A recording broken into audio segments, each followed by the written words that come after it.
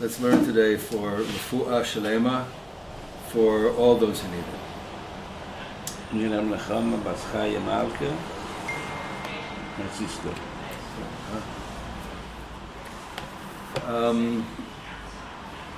A thought on what we're learning here. Last time we discussed the emergence of idol worship as it's presented in the Midrash, talking about Enosh, the descendant of the son of Seth, who was the son of Adam, Rechavia, and so Enosh was of the generation that began to call upon the name of God. And what we said was they began calling the name of God precisely because they recognized that humans are not capable of fulfilling our assignment on our own, which is, lo avdo l'shomro, like we were put here to take care of the world, so that God didn't have to be constantly involved in taking care of the world. That's why we were created b'tzelem Elohim, right? Having suffered the expulsion from Gan Eden and also witnessing Cain's slaughtering of his brother, human beings realized that they were not equal to the task and begged God to rejoin them, as a constant partner in the ongoing work of maintaining the world. And God seems to have temporized at that moment, like hesitated, and it's not clear why. And of course we don't seek to explain God's decisions in any event. We can only say that God, that's why we, like Jewish theology, if you will, we can only say that God created the world as an act of will. Not even that God wanted to create the world, because we can't speak in terms of God needing or wanting or lacking or desiring or wishing or missing something. And so using, in English anyway, the word will, or ratzon in Hebrew, it's perhaps the least emotionally charged word that we can use in our language to express that God decided to do an action, and that's how we express our understanding of God's creating. But the collision with global forces, today, for example, the philosophies of modernism and postmodernism, and not to mention Christianity in the modern West, serves to distort our understanding of what Jewish practice is all about. And I submit that from an authentic Jewish perspective, the word belief means something radically different from the way we generally hear it used and the way we even use it ourselves. So, like, Shabbat, Webster's dictionary defines the word believe as, among others, not comprehensive, to consider to be true or honest, to accept the word or evidence of, to accept something as true or real, to regard the existence of God as a fact, to hold an opinion. But I would submit that none of these definitions corresponds to the teachings of the Torah, which requires of us not a mental process, but a range of behaviors. Many important Jewish works have been written on the notion of belief. Chavot Levavot, and of course Rambam's 13 principles, the Ani Ma'amin, for example. But at the same time, I submit that it's false to insist that there is some form of right thinking that is required as a fundamental qualification for being a kosher Jew. How do you separate behaviors from belief? It's right here. We do not identify ourselves as believing Jews. We're practicing Jews. But in order to practice something, there has to be something preceding. That's exactly what I'm saying. Okay, you're speaking. No insult intended. God forbid, right? You're speaking, I would say, from, to put it simplistically, a Christian perspective. Whatever's in my mind and in my heart and in my soul, that expresses itself in the way I behave. The Jewish perspective is, this is what I expect you to do. God doesn't say to Abraham, I want you to think this way and to believe this way, and if you don't have the right image of me in mind, then you're going to go to hell. But God says to Abraham, go over here, go over there, do this, do that. But the Rambam wants. And I would say not simplistically. No, I disagree with that. The anima means, but those are ways of enforcing. My understanding of Rambam's world, okay, I'm not telling you that I know Rambam better than anybody else, but those are ways of leading one to and enforcing proper behavior. Rambam says over and over again in many different places, we've seen it and we'll see it again B'ezrat Hashem as we come towards the end of this Sefer, towards the end of Hilchot Avodat Kochavim. Rambam says you have to speak to people on their level. So for people who need to be given a reward in order to do the right thing, to do mitzvahs, you give them a reward. For people who need to be scared into not doing averas, you scare them.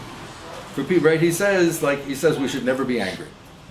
He says, but sometimes the only way to get people to behave properly is to show them anger, right? So the ani ma'amin, what does it mean ani ma'amin? In a Jewish perspective, I believe. Shavua tov. Hi. Let me just finish my note here, and then I hope that it'll clarify some of this. There is a permissible range of approaches to halakha, meaning they're permissible while remaining within what's clearly defined as Orthodox Judaism. And I would say that this is kind of like, for those who are familiar with like American legal scholars' arguments about the Constitution, whether it's originalism or the living Constitution or what's called strict constructionism, which means like we go to the letter of how this particular sentence is framed. And I would say that the rejection by certain Jewish groups of halachic approaches that don't conform to that group's specific outlook, it does not invalidate the other approaches as non-Jewish or as non-Orthodox or as non-halachic. And I would argue that to a certain extent that such rejection actually invalidates the rejecting group as fundamentally not Jewish or anti-Jewish, because they ignore the whole rich diversity of the halachic experience as far back as the Mishnah and the Gemara, and they also transgress the key mitzvah of ve'ahavta l'reacha kamocha, which doesn't mean that I have to like them, right? So this goes again to feelings or what's in our mind or what's in our heart. Ve'ahavta l'reacha kamocha does not mean I have to like anybody. It doesn't speak to my feelings. It speaks to my behaviors. And Rambam describes that again explicitly. We're going to see it Be'ezrat Hashem in Hilchot Teshuvah also. But the Havta means I have to give respect to others. I have to respect and protect their integrity. I have to respect and protect my neighbor's property.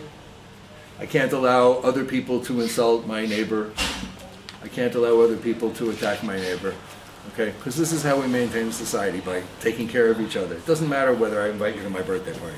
So, and also is being talking to that mother and father. Doesn't say you have to like them. There's explicit behaviors that are prescribed. There's very long Gemaras about it. Yes. So Rambam, and this goes to what we're talking about here in Hilchot Avodat Kochavim, because Rambam, all the way back to the beginning of Yisodei Torah, he makes much of the innate human propensity to worship, right? To this feeling that we want to connect spiritually to something beyond, to the greater, higher power, whatever it is. But we always have to recall that for Jews, the service of that higher power resides not in what we, in our contemporary language, call worship, which implies feelings of awe, being awed into submission, and a profound, emotional connection to some invisible other.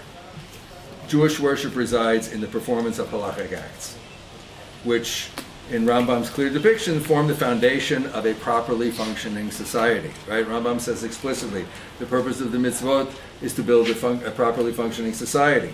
And the ultimate purpose of that just and well-ordered society is to enable each member of the society the optimal freedom to pursue the knowledge of God.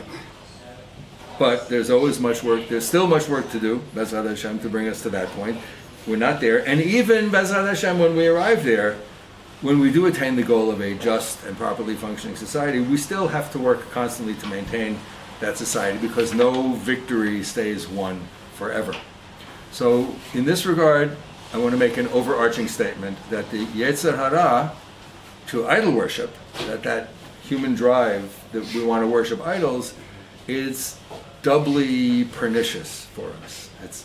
It not only takes us away from the true service of God, it also kind of pushes us back evolutionarily to a primal time before the Torah was given.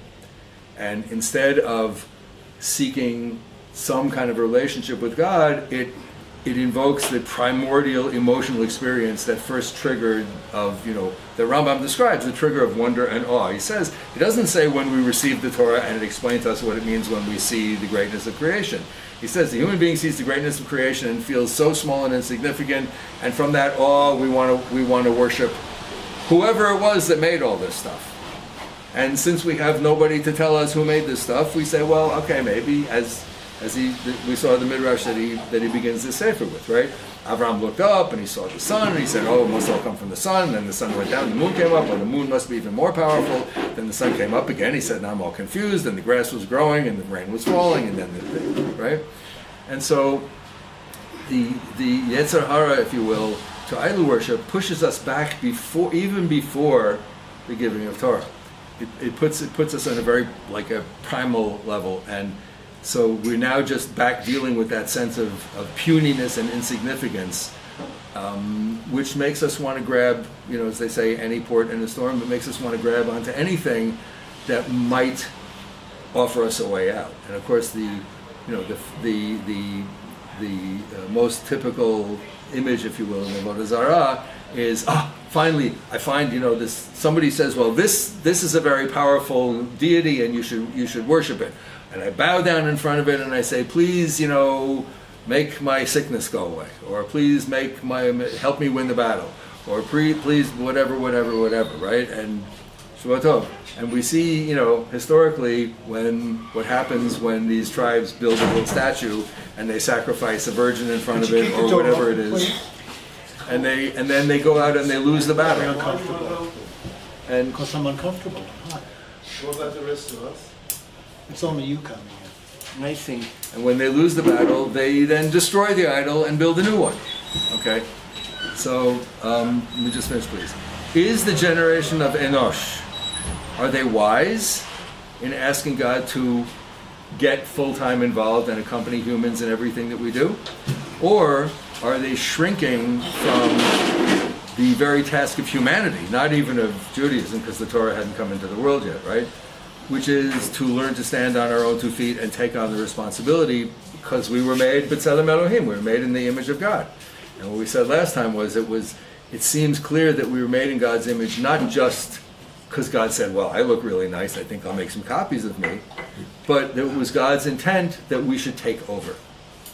And so is Enosh saying, well, I'm not ready to take over, and God's saying, too bad, you have to take over? God seems not to respond to Enosh and to his generation. So the message may be that we've already received all the divine coaching and help that we're going to get, and we're now on our own. But then, at the time of Noach, God rethinks the plan and comes in and gets involved and says, okay, this isn't working, I'm going to destroy everything. So what was the message of Enosh? I'm not sure. What my question is, was Enosh saying, we understand that we're not capable of doing the job that you set us to do, and therefore we want hashgacha pratit, we want you to be involved in the world? Or is Enosh saying, we can't do it on our own, and God says, but I don't care, you're supposed to do it on your own? Like, it's not clear to me. I think that that Enosh, instead of saying that that Enosh is, which the Midrash that Rambam brings also, which says that Enosh was kind of kicked off Avodah Zarah, right? By saying, well, God's not here, so let's worship the sun and the moon, right? But the plain... Is that what Enosh said? Sorry? Is that what he said? There's a Midrash that says that, which Rashi brings and which Rambam also mentions, right? But the plain meaning of the verb, achel, that's brought in the text, right? Az achel likro b'shem Hashem. Then people began. It just means that they began. Right? We mentioned this before. So the root hal, het lamed, means to begin. But it also means to, like, something, a halot means something becomes incumbent upon you, right? Like it is chal on, it's chal on you, like to do something. It's also the root of chol, like kodesh v'chol, chiloni, for example, okay?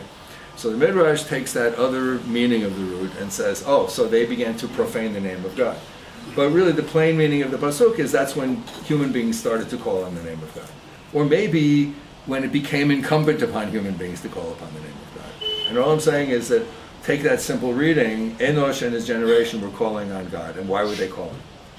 Maybe they were calling because they said to God, we're not up to the task. And how does God respond? God seems not to respond in the immediate. And I don't know why. We don't explain why God behaves the way God behaves, right? But just playing out what happens next in Sefer Bereshit, right? God does not immediately get involved in the world. The world gets worse and worse and worse. Then God says, well, now I do have to get involved in the world because it's gotten so bad. Noach, you're the best I can do. I'm going to kill everything else and everybody else, and you're going to take over and we're going to start all over again. So it's clear that God is always looking for some kind of human partner. Well, why wait so long? It's Yes. like your child. If there's God, I don't It's know. like your child starts to mess around, breaks something, and he goes break, and unless you stop him, he's going to stop. Ask God. I don't know. I don't know why. I mean, I think, those of us who, Baruch Hashem, have raised and continue to raise children, no matter how old they get, right? There's a certain point at which, something that is clear to me from my life experience, I wonder why it's not clear to my 10-year-old or my 20-year-old or my 40-year-old, right? And the little voice inside of me says, I can't believe I have to explain this to you. But when I say that, if I express it that way, my kid is going to not react very well, right? So instead I have to use some form of my own wisdom, B'ezrat Hashem, to try to convey this. So let me just finish this, please. Is the generation of Enosh wise by asking God to accompany humans? Or are they saying, I don't want to be human, I don't want the responsibility? That's not clear to me. But finally, so God now rethinks the plan and does decide to get involved, destroys the world, sets up Noach with a new, and for the first time creates the concept of a covenant, right? And that's the word that we need to focus on. We'll come back to that in just one second. And finally, Chazal tell us, God does decide to engage fully, and it's at the moment of the Exodus. At the moment of Kriyat Yam Suf, Chazal tell us that's when God brings, the moment of the splitting of the sea, that's when God brings Hashgacha Pratit, individual divine providence, into the world. And Hashgacha Pratit rests first and foremost on the Jewish people and on the individual Jews and on human beings. Okay? So, Hashgacha Pratit, I don't know, is it a gift? Or is it an admission on God's part that the plan didn't work out according to plan? Is this a failure on God's part? Let's say. Is our being made in God's image, is that a feature or is it a design flaw? But one thing is clear. The Torah requires not mental attitudes or emotional states of us. The Torah requires behavior, specific actions or patterns of behavior. And whenever we lose sight of this imperative for proper behavior, we risk sliding into Avodah Zarah. So are we saying that that the initial creation was not one of relationship to godliness? We look at Adam, we look at the children of Adam and Chava. Can we say that they're really acceptors of Hashem as, I don't know what we want to define them as? Well, I'm not sure what do you mean in relation to godliness? Just that there's no innate Can I add something to belief. what we are saying? We have an idea of Tinok Shenishba. Yes. The mitzvot, we started with Noach, Sheva mitzvot b'nei Noach. Right. After Adam Arishon and his children, Yes. besides the apple or whatever it was, there were no rules. The rule was Right. eat of all the vegetables, and that's it. Right. But I think Peru urbu. and I think there were a couple of rules, right? There was the rule of not just the rule of not eating those particular trees, but also the rule of yes, you do eat Yes. from the others, right? Okay. And also Which the they rule did. of Peru Revu, which was that a mitzvah or was that a blessing? Okay. What they did. Nachon. So there was no Avrom, no Shem, Right. no Moshe Rabbeinu, Right. no Torah. They were Tinok Shenishba. Maybe not even, because there was nothing Okay, for them to be nishba from. Okay. Right. They were, you know, So what like the was way the, Ramban so what looks at was their fault? it. The way Ramban looks at it, they were like a closed system. Right? Yes. It was just like this bubble, and God was going to sit there with Gan Eden and Adam and Chava, and everybody's going to be just like Kumbaya, beautiful forever. And then they ate. And I don't know how that happened. How they ate. But the following generation, they didn't know anything. What was their fault? Keep them. Why? Well, Teach them and then kill them. But not first you kill them and then you teach them. well, you know, this may sound heretical, but that's okay. I'm willing to take my chance. You know, the Torah, one of the themes that runs through the Torah is God, let's say, trying and not always succeeding different ways of communicating with humans. And communication, communication as a very special man, Spencer once said to me, it's not about what you say, it's about what they hear. And God in the Torah doesn't always seem to get that. God says, do this, don't do that. God says to Adam, don't eat from it because the day you eat from it, you'll die. But we see clearly that Adam doesn't know what death is all about. He doesn't know what that means. Adam is just, right, that it doesn't mean anything, right? And I think, you know, consistent with my understanding of Rambam in the guide for the perplexed, it's not necessarily that there was not such a thing as death in the world. But the notion of death did not mean to Adam and Chava what it means to us. That until they ate the fruit, like Rambam says, before they ate the fruit, they knew the difference between truth and non-truth. Truth and sheker, right? Truth and falsehood. So if God said to them, you know, you're going to die, Adam may have said, oh yeah, I see, like things come into existence and they go out of existence. So one day I'm going to go out of existence. So it didn't matter. When they ate the fruit, all of a sudden it mattered. Because eating the fruit gave them an So it's not emotion. true. So it's not true what God said. Meaning? I didn't die. But in this reading, it's not that Adam and Chava didn't die at that moment, but what they did at that moment. Me'acharav. No. But what happened at that moment was they all of a sudden conceived a fear of death, an awareness of death as something to be feared and something to be avoided.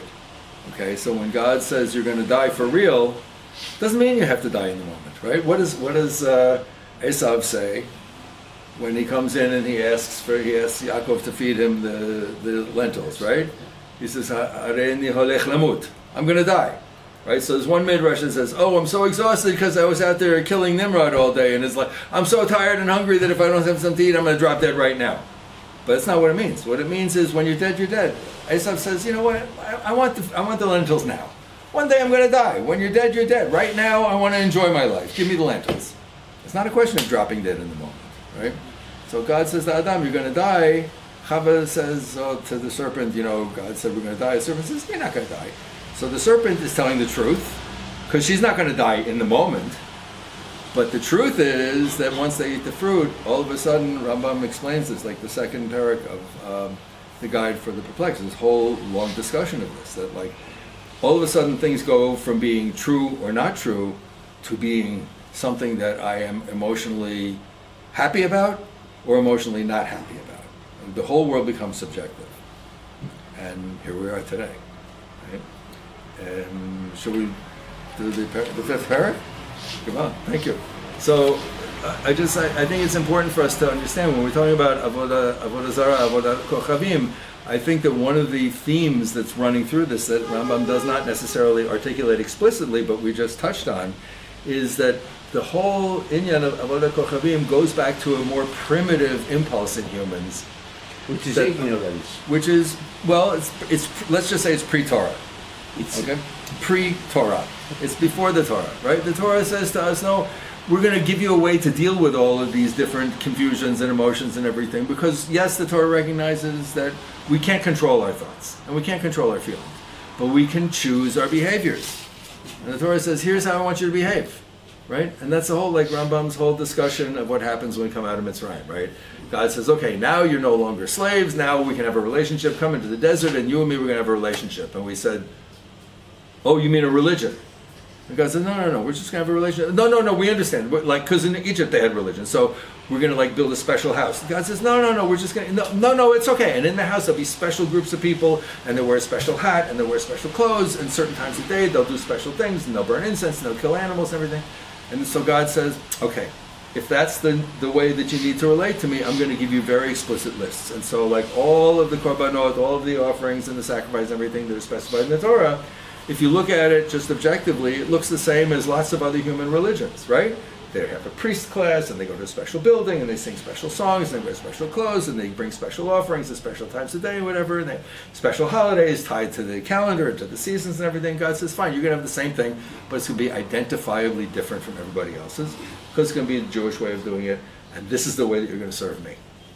So this is all something that we chose, right? So you're saying that acceptance has to precede belief. I wouldn't say, I don't like the use of the word belief. Acceptance you mean of certain behaviors? Acceptance of this is the way we live? Acceptance of and performance is belief. Jewish belief is not this inner state of like, oh, yes, now I know that God is. No, it's not that. Belief is, this is the way we live. This is the way a Jew is in the world.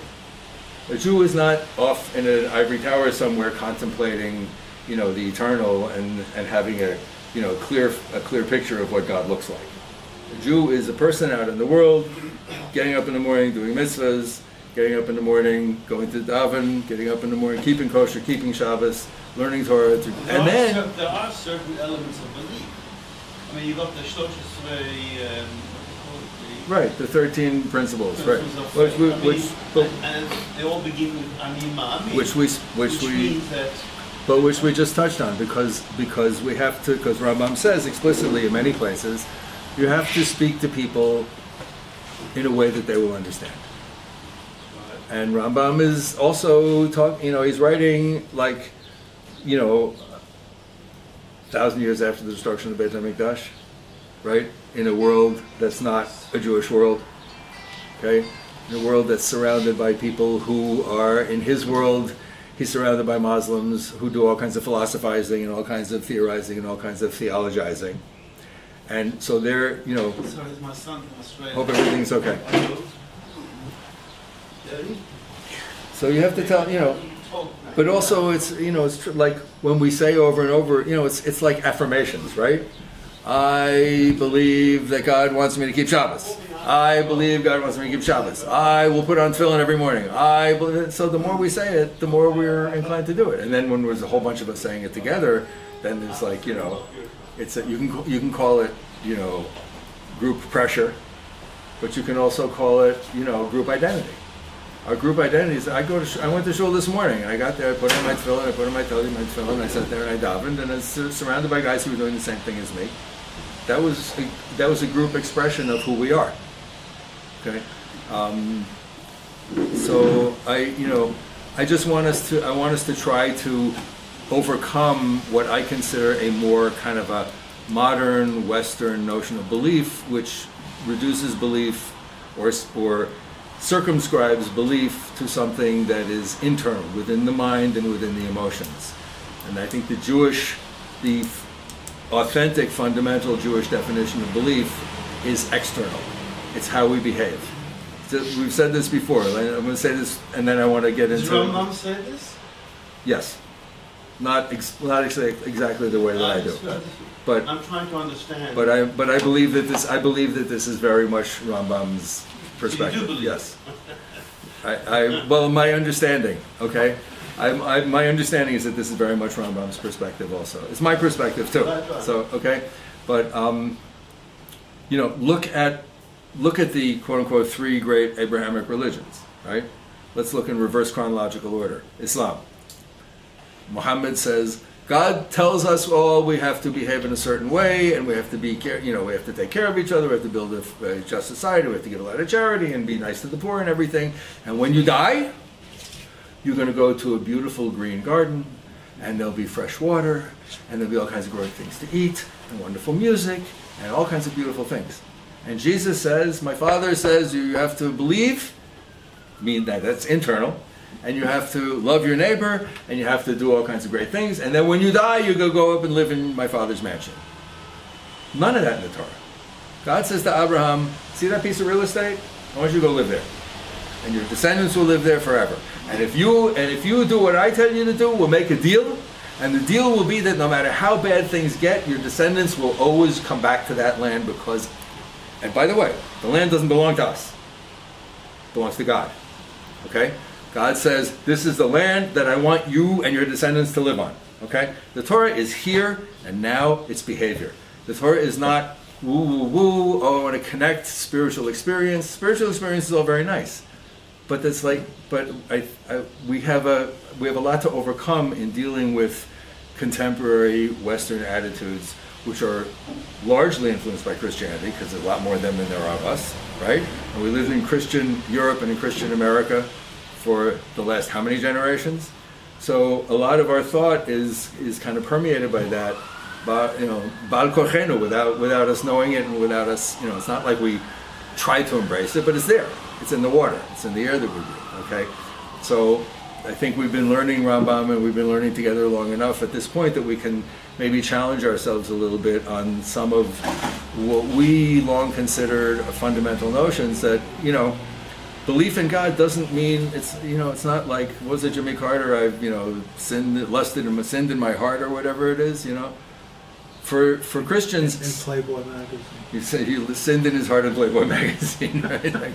Right? For Christians, the notion of sin, that's a fundamental theological problem.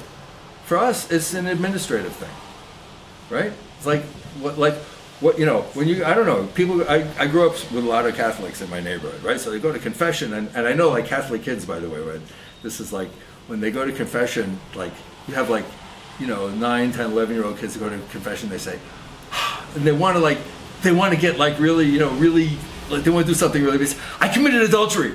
The priest says, how old are you? I'm 11 years old. But like, they want to, be important, right?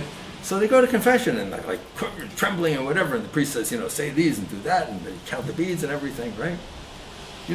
Like, I'm a rabbi. People call me up. What do they say? I used the wrong spoon. I used the wrong spoon. I stirred the cholent with my milchik spoon. Okay. But what are they saying? What are they saying? They're saying, I'm afraid that I wasn't careful enough in my behavior, and that somehow, because of my being inattentive to proper behavior, that I somehow have damaged my connection to HaKadosh Baruch Hu and to Klal Yisrael. And it's very powerful, right? That's because that says I have an ongoing obligation to monitor my behavior and to conform my behavior to what is expected of me. And it's okay that we say, like, the halacha is a human creation. God didn't write the Shulchan Aruch, right? God didn't write the 613 mitzvot. God didn't decide that there were 613 mitzvot. That's all in the Shuvot. That's Can I the throw Gemara. something in here? Please. I don't know if it's connected with what we're learning, but I Everything's have a connected. It's very good. good friend. Yeah. He's not Shomer Shabbat, Okay. but he goes to shul and the usual Europe, Anglo, outside. There are people who go to shul, but they're not going to say from. Right. So I said to him, don't you feel, how do you manage to go to shul and so on, but you're not Shomer Shabbat? He says, God doesn't care. I was stumped and I didn't know what to answer him. What's your take on that? Does God care? Whether we're Shomer Shabbat or not? I have no clue. Ken? I have no idea. But we care. First of all, I would say that your friend, he goes to shul. Yeah. Does he have a kosher home? Do you know? Yeah, he's kosher. It's a kosher home, and he goes to shul. How do you know he's not Shomer Shabbat? He told me. I know for a fact. You see him doing stuff. yes. Okay. But he's like, He's just one of these guys. He's very traditional. so he's like totally Jewish. Yeah, Totally. yeah. He just his attitude toward God is that I can do what I like because God doesn't really care. Okay. Well, maybe. Is there anything in? We live on compromise. Yeah. God cares enough in his mind. Maybe you might. It seems to me like God cares enough that, like, well, I keep a kosher home and I go to shul. When I come home from shul, I turn on the He doesn't go to shul every day. He goes on Shabbos. Right, Yeah, okay. He goes on Yom Kippur. Right. Okay. likes the atmosphere. So God cares enough that, like, when I go there, it's a good thing that I went. I don't know. I thought it was very interesting. Listen. We comments. Friday night we had dinner with dear friends of ours. A really amazing couple. They're both our age, my age. They're both children of survivors, and at some point we were talking around the table about theology, and I didn't instigate the conversation, right? And this couple, and so she said something about, the relationship, and then she said to her husband, so what's your relationship with God? And he said, without hesitation, from Jew, totally shomer mitzvah, totally shomer Shabbat, kippah, tzitzis, the whole nine, right? Without hesitation, I no longer have a relationship with God. I no longer have a relationship with God. Wow. Powerful statement. It's almost like what this friend of mine said to me. Right. The word relationship is something that goes two ways. Yeah. If you don't get the way back, I can understand him. So I would just say, and then with this we will actually learn at least one or two of these sifim, that the fundamental, the crux for me of Judaism, not just as a religious observance, but as an identity, it's not about individual belief, it's about covenant. And I would go so far as to say that the only, okay, so I guess I'm in good company, the only God that we know is the God that's presented to us in the Torah. So let's, do like a little science fiction-y thought experiment, like, we don't know what God does the rest of the time. Right? We don't know what God does assuming that God has the bandwidth to give every human being hashgacha pratit, individual divine providence, and to oversee all of the machinations of human history, and to keep the cosmos running and everything, and all the angels and the stars and the planets and everything. And on top of that, to do other stuff that we don't know, and there may be other worlds that we can't even see, right? Parallel universes, other times, I don't know, right? We have no idea what else God does, right? Like, why does it say when we're after 400 years in Egypt that the king died, the moaning and the suffering of the people went up, and God heard and God remembered? Like, God wasn't thinking about us for the last couple of 400 years? It's not clear. Just a punning. Well, we have all different ways of trying to tie shit and to explain it. Yeah. Yes. I think one of the big questions that the other world beliefs have is defining what the duration is of Hashem's covenant. Hashem's told us that covenant is everlasting, but the other world beliefs are telling us that there is a finite length on the validity of everlasting. Woo! It's very Christian. Woof! Like our time's up. We got a new book. Yeah. Boom. So the covenant is the covenant. So I would say, if you want to define God from a Jewish perspective, the definition of God is not creator, is not all-powerful, is not redeemer from Egypt. The definition of God for a Jew is covenant. There is, and what's covenant is, and this is like my own term, and I'm very proud of it because I think it's very descriptive, right? God offers the covenant to Noah and then to Abraham. God says, I make a covenant with you. And when God makes the covenant, it is unconditional. God does not say, I want you to, if you'll do this and you'll fulfill whatever. There are conditions later on, right? God says, for example, to David, if your children keep the laws and if they keep it, blah, blah, blah, and Shlomo kind of falls down on the job. Anyway, but God says to Abraham, I make a covenant with you and your descendants forever. And Abraham, in return, enters into an unconditional relationship with God. So in order for the covenant to really stand, it has to be unilateral and unconditional on both sides. Am I making sense? Right? So it is what I call... Which is bilateral. It's not bilateral though. It's what I call bi-unilateral.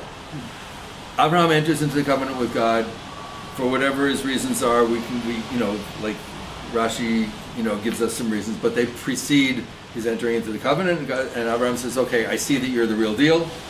I make this covenant with you. And what's the sign? I'll go circumcise myself and my sons and everything, and we do that. And God says, I've entered into this covenant with you.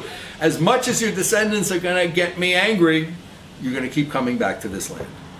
Baruch Hashem, here we are today. So I would say that when we're asked as Jews, what's our definition of God, I think maybe the most useful definition is to say it's that covenant. It exists. Anybody here read Kierkegaard, right? Yes. It is a relationship. It is not the relationship, but it exists. It subsists in that the relationship is a relationship that relates to itself. In other words, it's two independent actors that create a third entity together, and that third entity, the covenant, that's kind of like, we no longer have Gan Eden, which was the self-contained bubble, according at least to some like Rambam view of it. And now that self-contained bubble is our covenant. And that's where we live with God. And that's kind of the best that we can do in terms of coming close to what does it mean, what does it mean that, God, what's the Jewish view of God? So, this chapter is all about false prophets and people trying to proselytize us to other religions and stuff. A person who proselytizes, what's called a mesit, tries to entice a Jew to worship another god. So the mesit is the person who tries to get a Jew to worship other gods. Jews for Christ. Jews for Jesus, for example. And the person that they try to proselytize is called the musat, right? So the mesit who tries to proselytize any single Jew, whether it's a man or a woman, on behalf of false deities, is stoned to death. This applies even if neither of them, not the Mesid or the Musad, actually ever worshipped the false deity. Right? As long as they instructed him to worship the false deity, he should be executed by stoning, regardless of whether the Mesid was a prophet or an ordinary person, or whether the Musad was a single individual or a man or a woman, or if several people were proselytized to. A person who proselytizes the majority of the inhabitants of a city is called a Madiach, not a Mesit, right? So the previous parak, the fourth parak we did last week, was the Ir HaNidachat, a city that has been nidach, like pushed aside and pulled astray, right? And the person who leads the city astray is the Madiach. If a person who leads the majority of a city astray is a prophet, he's executed by stoning. And the people who are led astray are judged as individuals and not considered inhabitants of an Ir HaNidachat. For the laws of the Ir HaNidachat to be applied, two people have to proselytize to them. If a person says, such and such a false deity told me, serve me, or God told me, serve that false deity over there, he's considered a prophet who leads others astray. If the majority of the city's inhabitants are swayed by his words, he is stoned to death. A mesit, the individual, should be stoned to death, whether he proselytizes in plural or in singular. What does that mean? He's a mesit if he tells one person, I will go and worship this false god, come and follow me. Or, I will go and worship, or let's go worship, following this particular ritual with which that god is served, and I will offer sacrifice, and so on. I will go and slaughter, let us go and slaughter sacrifices, or I will go and bring a burnt offering, follow me, or let's go bring burnt offerings, or I will pour a libation to this god, come and follow me, or I will go and or let's go offer a libation, or I will bow down to this god, or let's go bow down to this god. When a person proselytizes to two individuals, they may serve as witnesses against him. They should summon him to court and testify against him, relating what he told them, and then the mesit is stoned to death. Sir? How does somebody like Shabtai Zvi fit into this structure? I mean, he never said he was the prophet again. I don't know exactly what he said, but he was wrong, clearly, but he made terrible trouble. He did. Well, I think he He did. did. Yeah. But how does he fit into this classification system? I'm not expert enough on all of the details of his ministry to say where I think he would, what exact category he would fit into in Rambam's rubrics here. Didn't he convert to Islam? At a later point, yeah. That was Well, apparent. that's when they threatened to cut his head off. Yeah, well, that was apparently when he was afraid that they were going to kill him if he didn't. So, Was it a real conversion? I couldn't say. I don't know. Like the Moranos, you know, I don't know. they had to. Right. No.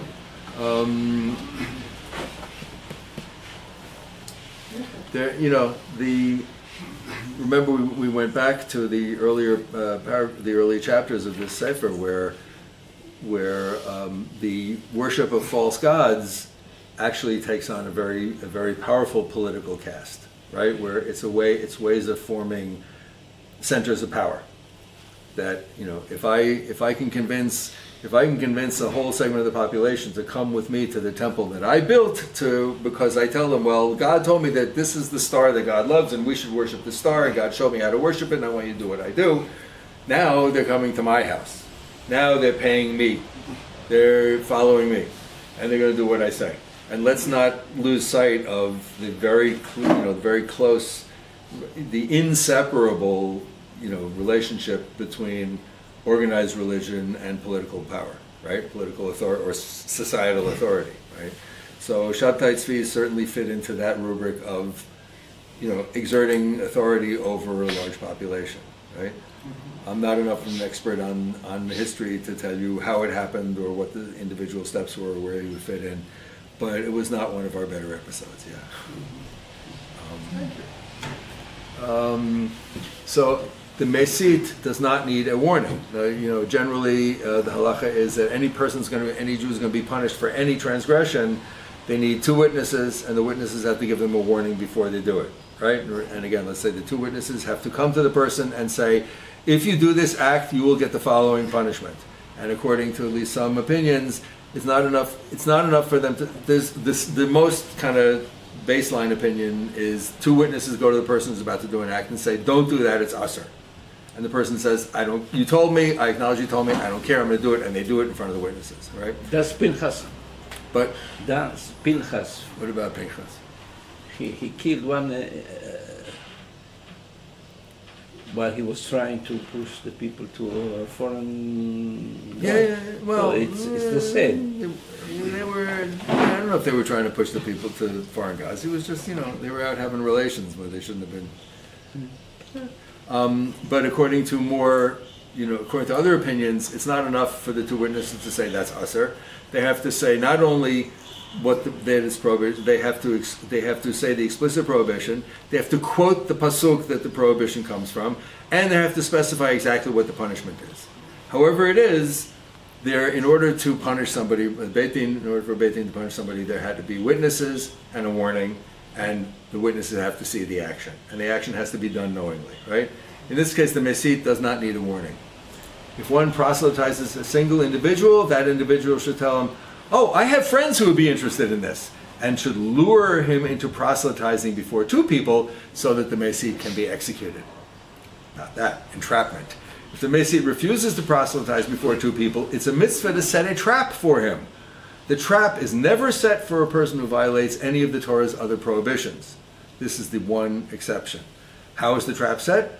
The musat, the person that they're trying to proselytize, should bring two people and place them in the dark, where they can see and hear the Mesit, but he can't see them. And then he says to the Mesit, oh, you told me about going to worship that God over there. Remind me again, tell me exactly what it was you said. And if he does so, then when he tells them, then the musat, the person that they tried to proselytize, should say, oh, how can we forsake Avinu Bashamayim, our God in heaven, and instead go serve gods of wood and stone? And if the Mesit retracts or even remains silent, he is not chayav, he is not liable. If he says, what? This is our obligation to do so, and it's good for us to do so, then those who stand far off in the shadow should have him summoned to court and stoned to death. It's a mitzvah for the musat, the one who is being approached, to kill the mesit. It is forbidden for the musat to love the mesit, as it says, your hand should be first against him to kill him, don't be attracted to him. Even it says in Sefer Shmot, with regard to an enemy, that you should help him. And so we might say, well, the mesit is like, who's more of an enemy than somebody who tries to get me to worship, other gods? Nope. Do not listen to him. Do not help him. Since it says, do not stand idly over your brother's blood. Excuse me. The question arises, perhaps you should not stand idly by and let the mesit be killed. The Torah teaches, no, do not pity him. The musat, the person who's being proselytized to, is forbidden to advance any arguments in his defense or on his behalf. If he knows incriminating evidence, he is not permitted to remain silent. Which verse serves as a warning against the common person proselytizing as a mesit? ולא תכסה עליו, שנאמר, וכל ישראל ישמעו ויראו. It says in Dvarim, in the book of Deuteronomy, all Israel will hear and will be afraid, and they will not continue to do such evil things. The following rules apply to a mesit who proselytizes others by telling them to worship him. Should he say, worship me, and they worship him, he should be stoned. If they do not worship him, even though they agreed to his statement saying yes, he's not liable for stoning. In other words, they say, yes, you are definitely worthy of being worshipped, but you know what, I have to go to a meeting right now, I'll come back and bow down to you later on, right? In contrast, if he proselytizes by telling him to worship some other human being or another false deity, different rules apply. If they accept his statements and say, yes, we'll go and worship, even if they have not actually worshipped, both the mesit and the musat are stoned to death. What is meant by the expression a prophet who prophesies in the name of a false god? A person who says, go back to the beginning of this particular sefer, right? This particular star, or this false god, told me that we're commanded to do such and such, or to refrain from doing such and such. And this applies even when he states the law accurately, labeling impure as impure. For example, if he says, oh yes, Jesus told me that we shouldn't eat bacon. Jesus told me that we're not allowed to eat pork. If a warning was given to him, he's executed by strangulation. Warning against this transgression is included in the statement, and you shall not mention the names of other gods. It's forbidden to enter into discussion or debate with one who prophesies in the name of a false god. We may not ask him to perform a sign or a wonder, and if he does so on his own accord, we pay no attention to it. Whoever contemplates the wonders that he performed, thinking, oh, maybe it's true, violates a lav, a negative commandment, because it says, don't listen to the words of the false prophet. Similarly, a false prophet should be executed by strangulation. He is to be executed even if he speaks in the name of God, and neither adds nor diminishes from the mitzvot. So a false prophet is not necessarily somebody who comes and tells us that Allah or Jesus or some other, stone idol or whatever is the true God. A false prophet can even somebody who sets themselves up as, the new Moses, right? Somebody says, no, actually, I got, God came to me last night and reaffirmed, yeah, we're not supposed to eat treif. By the way, you have to wait 6 hours between eating meat and dairy, and by the way, you have to keep Shabbos, right? But there are certain tests, and Rambam goes through it in another place about the tests for what is a true prophet and what's a false prophet. So a false prophet doesn't necessarily mean that they're saying something that's not true. But anybody who sets himself up as a prophet, they better be an actual prophet. Otherwise, they're afzuras, as they say, right?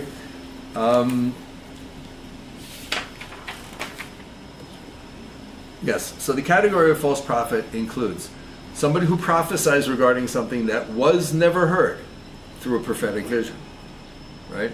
Remember, Rambam talks very explicitly about the process of prophecy, how it happens, right? And how prophecy comes, we actually went through the section from the Moreh Nevuchim, from the Guide for the Perplexed, where he talks about prophecy, that in order to be qualified, to be zocheh, to be worthy, but to be qualified to be a prophet, one needs to be perfected intellectually, emotionally, and imaginatively. And then, if God chooses, and this is what differentiates in Rambam's world. This is what differentiates Jewish prophecy from prophecy of what he calls the philosophers. Right? He says the philosophers basically said, in order to be a prophet, one has to perfect oneself intellectually, emotionally, and imaginatively, and then one is open to prophecy. And that's kind of Aristotle's view, as I understand it, of like once we get ourselves to this ultimate pinnacle of human perfection, excuse me, then we connect to, the eternal mind of God. And that's kind of from the philosopher's perspective, that's prophecy. And Rambam says the Torah's view of prophecy is exactly the same with one important distinction. Exactly. That even a person who has perfected themselves in all of these areas only gets prophecy when God says, "Oh, that's the person I'm going to give prophecy to." Okay? And so here he's saying, a person who prophesies regarding something that they did not receive in a prophetic vision, that's a false prophet. A person who prophesies about a subject which they heard from another prophet, saying that this prophecy was given to them. So maybe Jacko over here is a real prophet, and he gets prophecy, and he says, "Oh, I heard so and so." And I say, "Pretty good." I go down the street and I say, "Hey, I got a prophecy. God spoke to me and said so and so." So maybe it's a true prophecy, but I'm not the true prophet. I'm stealing somebody else's prophecy, right? These people are to be executed by strangulation. Okay, we have like 2 minutes. Anyone who refrains from executing a false prophet because of the false prophet's spiritual standing, as expressed by his adherence to the paths of prophecy, violates a negative commandment because it says, "Do not fear the false prophet." Similarly included within the scope of the prohibition, "Do not fear him," is one who withholds incriminating testimony against the false prophet, and one who is afraid or is in awe of the pronouncements of the false prophet. A false prophet may only be tried by the great Sanhedrin of 71 judges. I think this is a good place for us to pause until B'ezras Hashem next week. Rambam, I think it's pretty clear that Rambam is not of the opinion that there is no longer such a thing as prophecy in the world. And I think that Moreh Nevuchim in particular can very properly be read as a book that's kind of a handbook of how to become a prophet. And whether or not we actually achieve prophecy, the process of perfecting oneself and preparing oneself to receive prophecy leads us to kind of the ultimate achievement that a human being is capable of, which is that moral, intellectual, and imaginative perfection. We need the imaginative part also, right? It's not enough to just obey and do the actions, right? So that goes back to our discussion of behavior and belief, right? So Rambam in the Moreh Nevuchim. So we're reading Mishnah Torah, which is a book of halacha. The book of halacha basically tells us about behavior, even though we've been doing a lot of like theological, speculative stuff along the way. Thank you for coming along with me on that. So in Mishnah Torah, he tells us this is the halachas and this is how a Jew should behave. This is how we should act. In Moreh Nevuchim, he says, it's all very good. Remember that other book that I wrote, my bestseller? Well, here's my new book, okay? All the stuff that you read in those 14 volumes, it's all really important. Don't forget that, but it's not enough. I have good news and bad news. All the stuff that you've been doing that I told you in those 14 volumes, kol hakavod. It's really good that you did it. Bad news is you got to do more. What the more is, we have to now engage the imaginative faculty. We're perfecting ourselves behaviorally through the halacha, and that behavior also improves us morally. Because from doing proper behaviors, we learn proper moral attitudes, and we learn proper. And so the way I use the vocabulary morality is my individual, like I wouldn't steal, I wouldn't kill, I wouldn't do certain things, or whatever. That's an individual's innate sense, right? We just in one of my shiurim, we were just learning a Gemara where they talked about different types of transgressions, and then at one point they said, well, can you point to a halacha that says you're not supposed to do this? And the rabbis say, but it's mechu'ar, it's a disgusting thing to do. Nobody should behave in a disgusting fashion. So the Chazal understand, and they affirm that there are also kind of fundamental human tendencies where there's certain fundamental, let's call it human moral positions that we know, like a human being shouldn't behave that way, right? You don't need the halacha to tell you not to do something michuar, something that's disgusting, right? And that's a very powerful statement, okay? That's morality. Ethics is a system that strings individuals' moralities together and becomes the tashtit, becomes the framework, the basis for building a social group, or building a society, or building a nation, okay? Torah teaches us a proper system of ethics and a proper system of behaviors that both expresses but also teaches and reinforces those ethics. And Rambam is very clear, and then Chazal are very clear, right? The famous saying that they say that a person should do mitzvahs even if they're not doing it lishma, ki mitoch lo lishma, ba lishma, right? From doing something over and over again, not for its own sake, we come to internalize the value of it, and then ultimately we do grasp. So there's a very strong, let's call it like behavioralist strain in Rabbinic Judaism, and Rambam is right along with that. Rambam will, as we Bezrat Hashem come towards, it's a very long sefer, Hilchot Avodat Kochavim. We got a lot more to do before we get to the halachas of Teshuvah, which is an amazing sefer in itself, and Bezrat Hashem we will. Thank you. Amen. So.